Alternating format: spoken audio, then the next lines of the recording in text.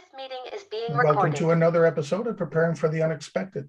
I'm your host, Alex Fullick, and as always, we like to talk about things related to business continuity, crisis management, COVID, well-being, disaster planning, anything that can help you, your organization, or your community prepare for, respond to, and overcome adverse situations. If you'd like to be a guest on the show, please feel free. You can find me on LinkedIn. I'm the only Alex Fullick there. I'm really easy to find, and I do respond to everything I get. Alternatively, you can find me at alexfullick.com. One quick announcement, I will be addressing, a keynote speech at the Business Continuity Institute conference in early November this year with Margaret Millett. I'm really looking forward to that, and it's going to be in person. So I'm really looking forward to coming back to the UK. Today, I have a guest who I've been following on LinkedIn for a while now, and I'm always interested to hear what he has to say because I think sometimes he likes to stir the pot and really thinks logically, just like I do. So I'm really looking forward to today's topics and what we're going to talk about. I'd like to welcome to the show Richard Warne. Richard, welcome to the show.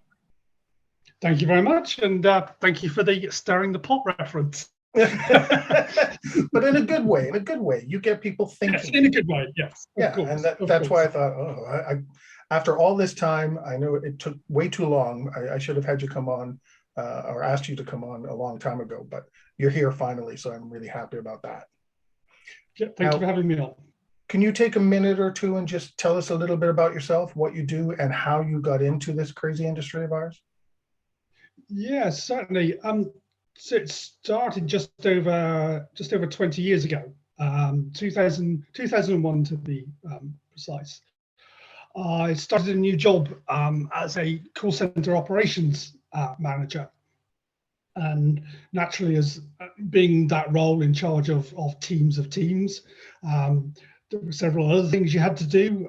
One of them was be part of the center management team, and along with that meant being on the business continuity team. So what I would now probably nowadays call site response team. I was a member of the site response team. So over those sort of first years, probably the first decade of doing that, I was involved in different incidents. You know, when we'd have an outage, we'd all get together, work as a team, respond to it. Over that time, we contracted for a work area recovery site. One of my colleagues had the BCP plans, and all those kind of things are now recognised as being part of a programme we ran through. Although I would say, interestingly on reflection, we probably didn't follow a programme. We just did the stuff that's now recognised as being a programme. So sometimes reflecting on that is interesting. Then probably around 2011, 2012, I got more direct responsibility for business continuity. I was responsible for planning for 3 specific sites, all in southern England, making sure they had plans in place and recovery solutions in place, and that things were tested, particularly around work area recovery sites. That was the big thing at the time, working with IT to make sure we could get the connectivity, access to systems, all that kind of stuff. So I did that for a few years, and then around 2015, 2016, I got into it really seriously. I did the BCI certificate, and there was quite a lot of change going on in my company at that time. I was possibly going to have to be made redundant, but I found a new role with the company I was working for, and I'm now part of their global business continuity team. So there's about a dozen of us on the team. We look after sites wherever we operate right across the globe, and I'm program advisor for probably six or seven sites in Europe, UK, Africa, and out into the Middle East and Asia. So quite interesting because it gives me lots of insight into different cultures and the way things are run in different countries around the world. Well, great. I'm glad to have you here. And Thank you. as I say, it took too long to get you here. So we've got a couple of topics we're going to talk about. We'll split these up into 3 little episodes here. But the first one that we're going to talk about is one I've seen you really respond to. I'll just leave it at that. Really respond to with business continuity versus operational resilience. Is there a difference? Yeah, just like I said, it's kind of a favorite topic. I'll start off with the caveat. So obviously, I realise that there is a thing called organisational resilience that has an ISO definition. So if that's the bag you're into and you need to hold that certificate or that accreditation, then that's what people need to do. And also in the UK, if you're in the financial markets sector in the UK and you're regulated by the Financial Conduct Authority or the PRA, then they have this thing called operational resilience, which are their requirements. And if you're regulated by them, you have to abide by those requirements. So again, that to me that's in that little box there, and the ISO little box is over there. But what intrigues me really is kind of the wider use of the word operational resilience. I was looking at some jobs back in, I think it was about 2018, and there was a business continuity manager job. This large organization was advertising, and I had a look at it. And the last time business continuity was used was in the job title, and every other reference in the job description said operational resilience manager, and it never once said business continuity. It said operational resilience this and operational resilience that. But when you read it and you compared it with any other business continuity manager job, it seemed to be asking the asking the same thing, which kind of got my curiosity going as to, is this something new or is this something different?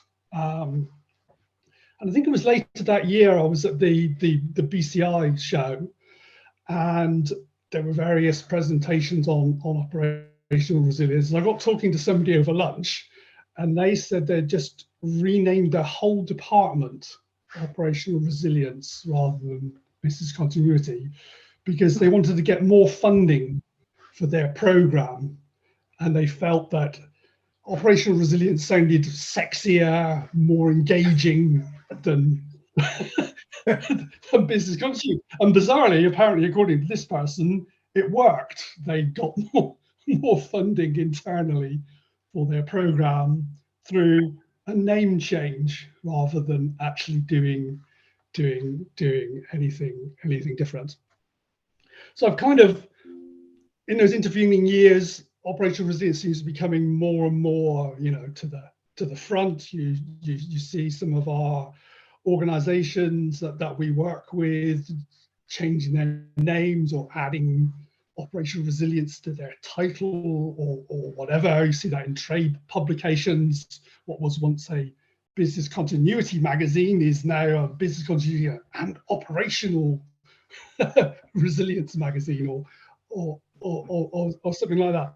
But what strikes me is, and I've done a few LinkedIn posts on this where I've asked people to define the difference between them, and I've seen other people doing the same thing, and I can't tell what the difference is. So people will describe what they think business continuity is and what operational resilience is, and then people will also have different descriptions of what they think operational resilience is, just in the same way as they have different descriptions of what they think business continuity is. But if you sort of read them all in the whole, you think, well, that's the same as that, and that's the same as that. And in one of my posts, I even made up another term. I said, what's the difference between, I think it was business continuity, operational resilience, and operational continuity, which was just something I just made up on the spur of the moment when I was typing the post. And somebody very kindly gave me a description of operational continuity. And I'm like, hang on a minute, I made this up half an hour ago, and now somebody's telling me what it actually what it is. And I'm just thinking, hey, is the world going crazy here? Well, are we actually trying? Are we trying to do something different, or are we just trying to sell ourselves in a different way? I think there's a little bit of both going on. Some rebranding from our industry and our professional side, but there's also a completely misunderstanding for those outside of our industry. They don't know what operational resilience is themselves, and because they didn't even know what business continuity is. But because now we're saying, or some of us, not everybody, is saying, oh, business continuity is now operational resilience.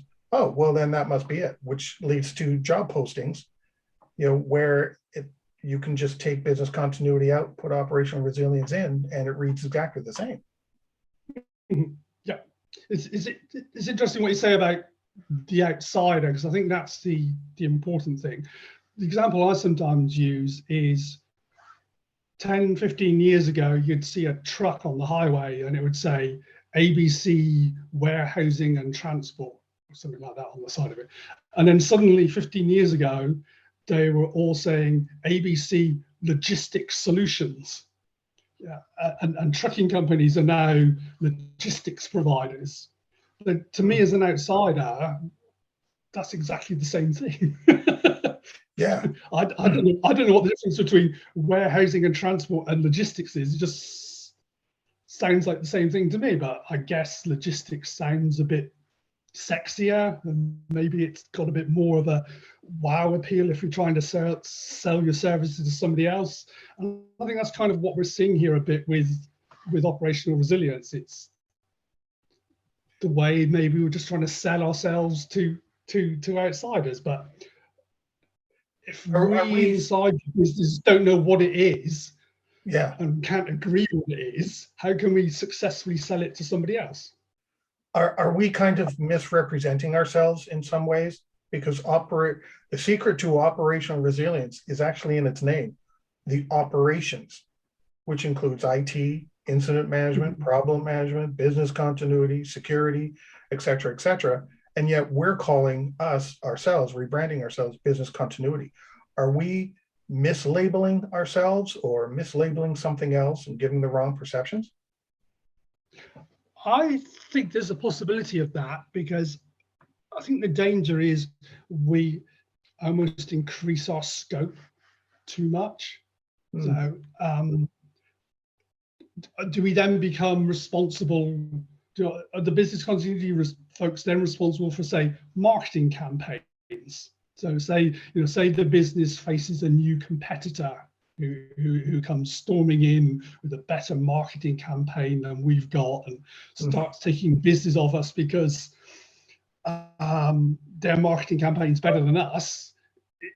That could be classed as operational resilience, because you need to respond to that. But somebody traditionally trained in business continuity can't be responsible for marketing, because you just, it's not in the skill set. Maybe, your skill set is to work with who you can, but you can't be responsible for every single thing that would affect the resilience of a company. Resilience means so many different things to a company, and every single department within a business needs to be resilient and responsive to challenges and changes. Some of those do fit into the business continuity pot, and a lot of them just don't, because they're outside our scope of knowledge. So yeah, we could be misrepresenting ourselves, to your point. Well, and that's one of the other challenges I see is trying to use marketing as an example. There's certifications and governing bodies and ethics, code of conducts with people in marketing Same Yep. thing in security with credentials and things like that, in risk management, incident management. They all come with governing bodies and standards. So I'm having a challenge with business continuity. How can you say you're better than all the rest? And say and you said it, we got to work with these people. That's different than business continuity becoming operational resilience and taking it over. Yeah, or trying exactly. Yes, yeah, and it does feel like that's the way that it's going. I like to think of business continuity as responding to three things. Loss of building, loss of people, and loss of systems. Kind of the three traditional ideas of business continuity. And there's certainly plenty of people you can work with in your organization to address those issues, certainly partner with lots of other departments, but there are things that might challenge the resilience of a business that is purely outside of those three things. It is nothing to do with losing people, it's nothing to do with losing systems, and it's nothing to do with losing an office. It's stuff around losing competitive edge of the business, for example, because your products become outdated or your products become too expensive or whatever. But there are other specialist people in the business who deal with that, and it feels like that should sit at the SLT level. The SLT should be sat there looking with their helicopter view at all the different departments, and is everything functioning correctly, and is there a problem in a particular area or not? I can't say a business continuity can step up to suddenly becoming some sort of like big boss at the SLT level, keeping an eye on all these different things. It just doesn't make sense to me. Well, especially when you've got risk doing the same thing, risk management doing the same thing right now, security professionals doing the same thing right now because of ransomware and cyber attacks and things like that. So it seems sometimes we're working against the very things we should be trying to work for, which is bringing everybody together. Yes, yeah. And also, I think you run the risk of diluting what you're doing. Better to stick within your area of profession and what you know, and be really effective at that, rather than trying to dilute yourself by being something to everybody. Yeah, you can't be what is it, a jack of all trades but a specialist in none. Yeah. Focus where your knowledge is. yeah, and rebranding and trying to be everything to everyone isn't going to accomplish anything. And I like the way you said it dilutes it'll dilute your influence, your impact on things, and you just then we end up with the worry some people have of being taken over by somebody else, like risk. Yes. Yeah, it's a good point. It's all about, to my mind, business continuity management, to my mind, is all about partnering with people. And that was one of the first things that I learned, So if I think back to those early days when I was on that site response team, so there were people from operational management, there were people from HR, people from IT, a guy from legal and compliance, and it was all about working as a team, to do with the issue that was in front of you. If you become resilient as a result of that, then probably maybe that's the aim, to become resilient. But I just don't get that it is a thing in its own right. It's not a department in its own right. It's just something that your company becomes if you all work together to achieve it. Like a cultural change and a mindset change, rather than snap of a finger. Okay, now we are resilient. No, it's an ongoing thing, right? Yeah, absolutely. Yeah. It's something that you sort of do something, you review it, you improve it, and then you keep that sort of circle going all the time. It's something you endlessly strive for. It's not something that you can sit down one day and go, hey, I've done all these things, so now I'm resilient. Yeah. Well, we're going to talk about that kind of a mindset in a minute on a second topic. So maybe on that note, we'll end this one, business continuity and operational resilience. Richard, thank you very much. We'll be right back with part 2, and we're going to talk about some of what Richard just hinted at. In the meantime, thank you very much. Stay prepared, everybody. If you liked that video, thumbs up. If you didn't like that video, thumbs down. But leave me a message and let me know your thoughts. Of course, don't forget to subscribe. And in the meantime, stay prepared, everybody.